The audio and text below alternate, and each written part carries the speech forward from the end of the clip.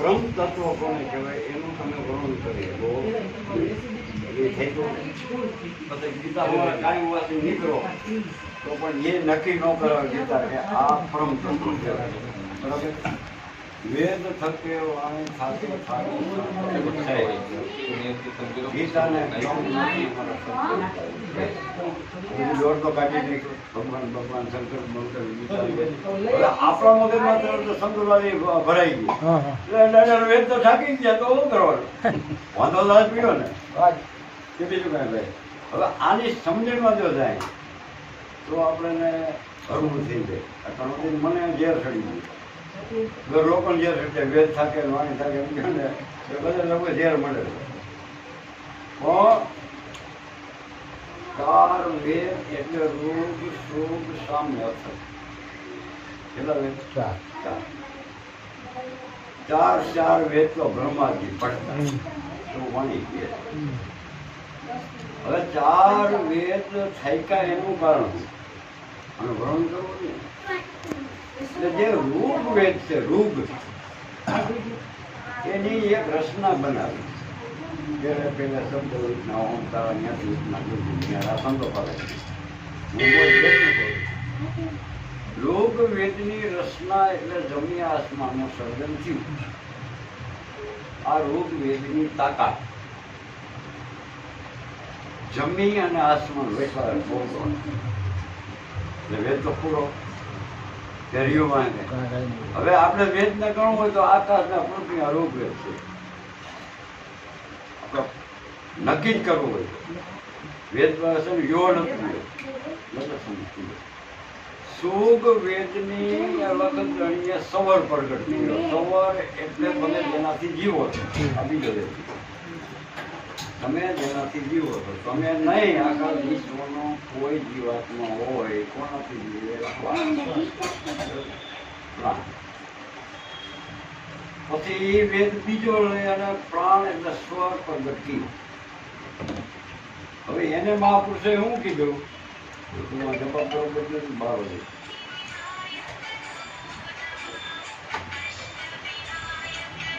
હવે એને સંતોએ રામાપીર ને કોઈ સંત ને ગીતગંગા એને એવું કીધું પોરી આવે પોરી જાવે પોરી સર્વેના ઘટમાં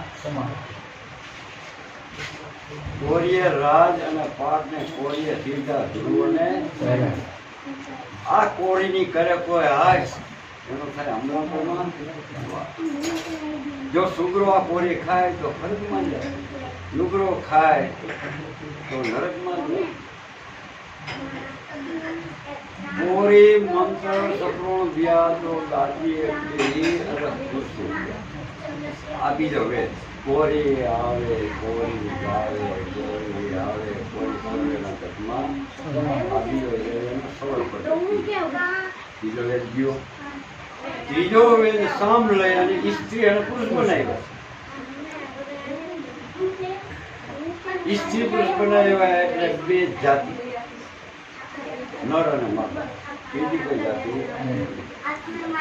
હવે બે જાતિની અંદર જે માની રજ ને બાપનું બીજ માની રજ ને બાપનું બીજ બે મળી અને પાણીનો ફરકો કરે શરીર.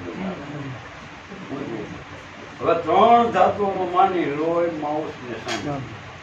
3 ધાતુ પિતાની હાડકા નખ અને ભેદ. આ એનું બંધારણ. પછી આમાં નવસો નારાયણ બોતર કોરમ દેવાદન નીલાન પિજ્ઞાન મન ને બ્રહ્મ ને તેજ ને આત્માની બધી કરે છે. બરાબર. આ ત્રીજા વેદનું આ ઊભું કર્યું સ્ત્રી પુરુષ ને નર ને માદા એટલે ત્યાંથી આ સંસારની શરૂઆત. અથર્વવેદ એટલે અથડામણ સિવાય કોઈની લાઈફ થાય નહીં. તમે બધી કરો મીઠું પાવરમાંથી આવે છે પણ તમે સાફ પાડો તો રેપ થાય. કડો ન થાય એટલે જે એને સાફ પાડો એટલે પ્રશ્ન થયો. અને અફરેજ જગની આગળ 80 ને 484 રાગ જાતા જોડા જોઈ 14 છોકરી તેદી મેં નમદી પાણે તેદી કલ પહેર્યા હતા. પણ એ પારણ એટલે પરમ તત્વ. શું કહેવાય? કલ્પ માથે વેદ કીધા. અહીંયા કોઈ હાથ વાર હિતેવી નક્ષત્ર નહોતા, ચોઘડિયા નહોતા, મુહૂર્ત નહોતા, વાર કવાર નહોતા. તેથી મેં આ વાત કરીને આ શબ્દ થઈ ગયા. હવે એને કહેવાય પરમ તત્વ. પણ એટલે પરમ તત્વ. હવે પરમ તત્વ છે એનાથી આપણે આ વસ્તુ બધે બધું આખા વિશ્વનું સર્જન. હવે વિશ્વનું સર્જન થયું એટલે એમાં મહાપુરુષો વેદ અને વાણીમાં એવું કહે છે કે હિન્દુ માને મંદિરને, મુસલમાન માને મસ્જિદ, મારા અવધૂત માને અલખને જ્યાં નથી મંદિરને નથી, જ્યાં મંદિર નથી, જ્યાં મસ્જિદ નથી, ત્યાં અલખ રીએ છે. અલખ. હવે અલખ મંદિરે નથી, મસ્જિદે નથી, તો અહીંયા છે હું. મંદિરે નથી, મસ્જિદે નથી, તો અહીંયા હું છે. હવે એની શોધ ખોળ સંશોધન કોણે કર્યું? રામ અને કૃષ્ણ. એટલે એને એવા ભગવાન રામ કૃષ્ણ ભગવાન કહે ને, પણ ભગવાનની ડિગ્રી ક્યારે મળે કે એ પરમ તત્વનું સંશોધન કર્યું. અને સંશોધન કર્યું ને એટલે એવું બોલ્યા, એક જ પાણી, એક જ પથરા, એક છે નાવંતા હારા, એક મૂર્તિની એસી દેખી જેના રામ કૃષ્ણ હોય ગુજારા, ભરમે મત ભૂલો કે મારા તમે પ્રેમથી જોજો. હવે એ પરમ તત્વનું મકાન જે છે પારણ બાપાએ વેદમાં પાછું આપણે સમજાયું. સુનમાં મંડળ માંડ્યો, સુનમાં માંડી જોત, વિના વાદળી અલગ અને ધોયો, તું ગમ હોય તો અલગ ને બધે મુક્તિ, તને જો ગમ હોય પછી બે વેદમાં હું કીધું, જો તારે આ પદનું પારખ કરવું હોય, આ પદનું, તો એને કીધું આદ નાથ જો કે અલખ ધોતા નાદ, બુધ સત ધર્મ કા પૂતા. નાદ એટલે બોલ, બુંદ એટલે બાપનું. એ બે સત્યના દીકરા છે. નાદ બુંદ સત ધર્મ કા પૂતા. હવે આ પરમ તત્વને ઈ ઘર જાણવા માટે વાણી, ખાણી ને વેદ ને વિચારો. કોઈ પૂછવું ને વાણી આ બધા બેની ચાર ખાણી અને વેદ તેનો વિચાર અનુભવ કરો.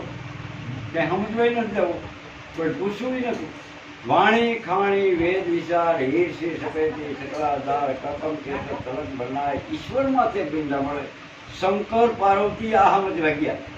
ઈશ્વર માથે બિંદા મોડ, ઉમિયા ઉભી જોઈ કરી સમજાવો ને સાચું શું છે.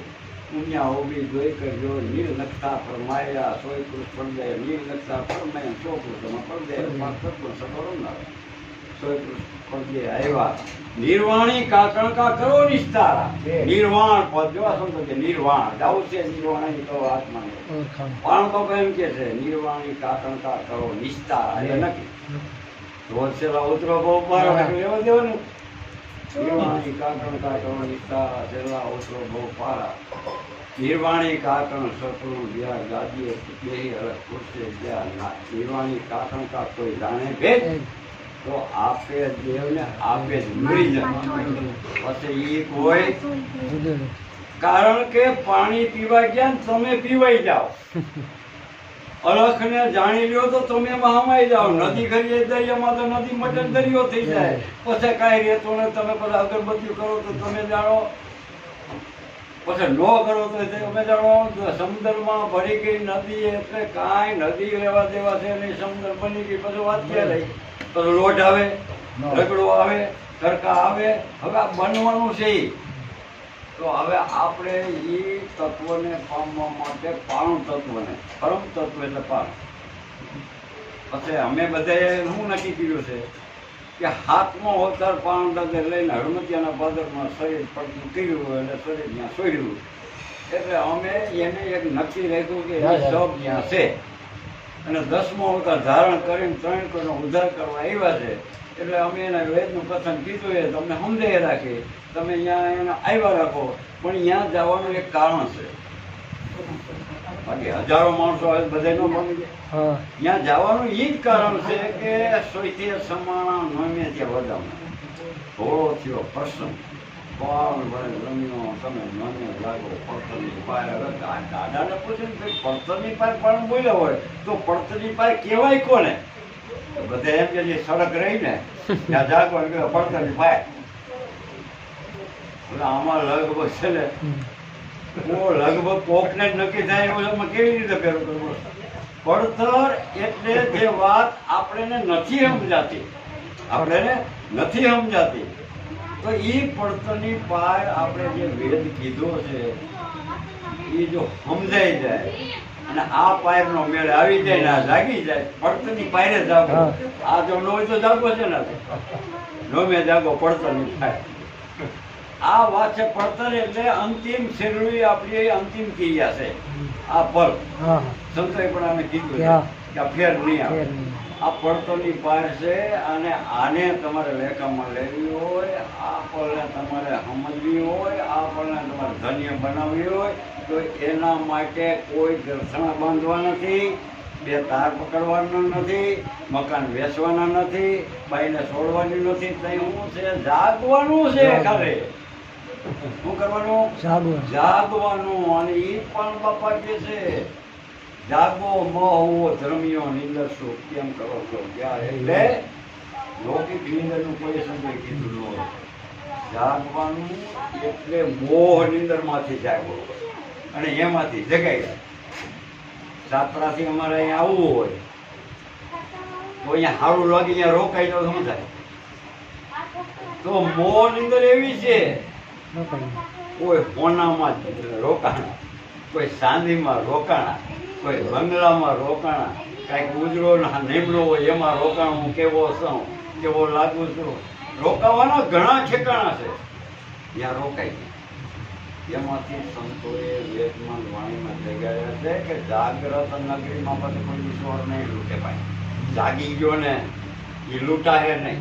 એની અંદર અણમોલ સીધ જે પડી છે ને વિના મૂલ્ય દીધી છે એનો જોખમ છે, નકર નહીં જાગો તો એ જોખમ છે. જો જાગી જાઓ તો જાગ્રત નગરીમાં ચોરને લૂંટે જખ મારે ગયા. સમજ મન હજી કેમ ઉતા? આપણે કોણ બાપા મહાપુરુષો જગાડે જાગો.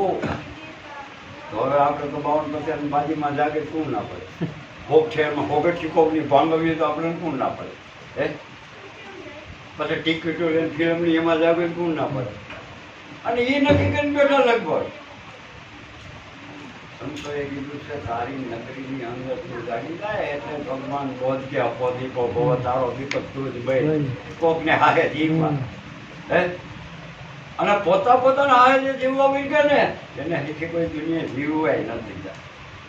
પોતાને હારે જીવવા વઈ ગયા ને નરસિંહ પોતાના હારે જીવવા વઈ ગયો તો એને ભય પડી ગયા. આ ડેટ વડે ગયો ને હવડે ગયો નાચ મારો કાઢો. ઓલા હોનાના કળાના હિંડોરે ઈસકતા હતા એના કેટલા ભાઈ 350 ભાઈઓ તો એનો પત્તોય નથી અને ઓલાને ખાવા જાય જ નહોતી. તો એના પ્રભાતિયા બોલાય, એની યુનિવર્સિટીઓ, એને સરોવર બંધાવ્યા. સમજો તો ખરા આપણે જાગવાથી અને ઓલાનો પત્તોય નથી. એટલે જેટલા જાગી ગયા જેટલા એ ડોર ઉડે છે એટલાના નામ છે ભાઈ. આપણે તો કઈક ને અમથા બી છે. હવે આમાં સમજવાનું હું છે એ ટકાવી જાય કોરોનો લાગુ પડે આવો ભય પીડા છે. નકર ખરેખર સમજવું જોઈએ સમજાવું કે પછી પાર આવે એમ નથી.